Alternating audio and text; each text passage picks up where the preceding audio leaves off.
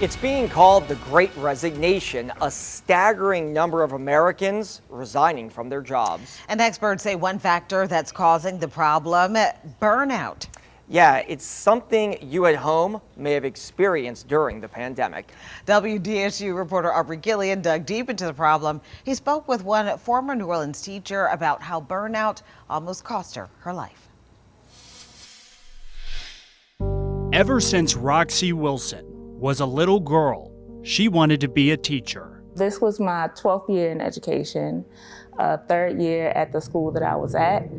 But there is one moment in her career she wishes she could erase. Because I'm exhausted. Sometimes it felt stressful enough that I was ready to clock out of life, per se. If you are having those feelings, it is very important to talk about it. For the very first time, Roxy Wilson is talking about those feelings. Yeah, and that is, I never thought I would be talking about it. It's fall of 2021. The pressures of teaching during the pandemic are hitting an all-time high. She and her family are recovering from Hurricane Ida. Burnout has settled in. She's hit a breaking point. While at school, out of nowhere, Roxy is suffering from a severe panic attack.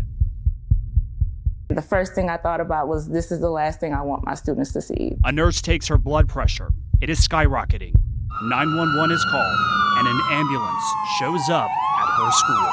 The emotions in my heart, then I was terrified. I was scared because I genuinely love teaching and I love my students, but sometimes the things that you love break you down too. And at that I knew was my breaking point. I knew that was my breaking point. Because now I'm having a very physical reaction to the stress, and it's not good for me. And even when a paramedic said to me, the next time you might not be this lucky. The next time you may have a full heart attack. By the end of the year, Roxy gave up her teaching career and got help. The National Education Association, which represents nearly 3 million educators, released a new study that shows massive staff shortages in America's public schools are leaving educators burned out. Their study found 55% of educators are now indicating that they are ready to leave the profession they love earlier than planned. I think it's important to understand what is it.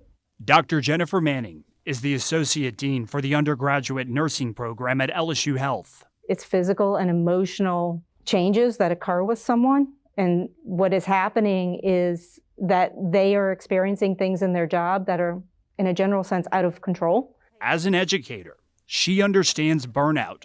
She says it is a cycle that needs to be broken. Here we are in February 2022.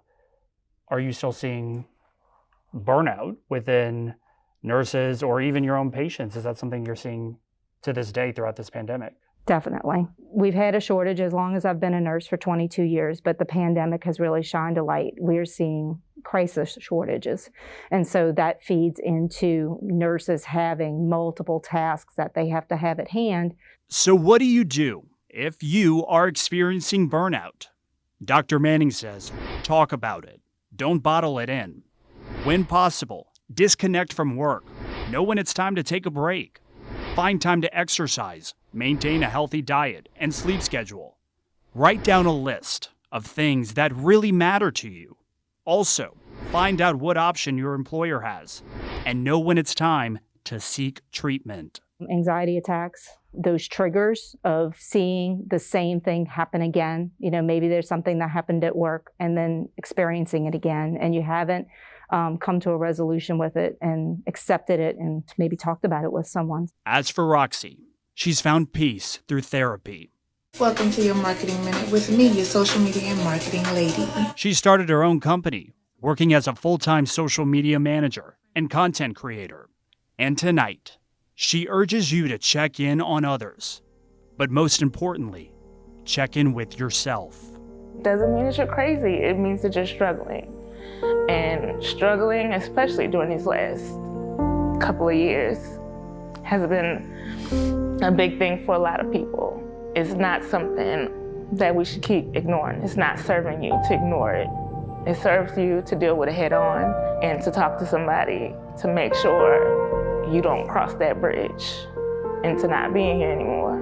Reporting, I'm Aubrey Killian, WDSU News. Thank you, Aubrey, for covering this story. Thank you, Roxy, for sharing your story. It's very important to normalize this very necessary public conversation. You know, there is a saying, it's okay to not be okay. So if you are struggling, there are people who can help you. On your screen, there are resources available. You can reach out to someone if you need help. Well told.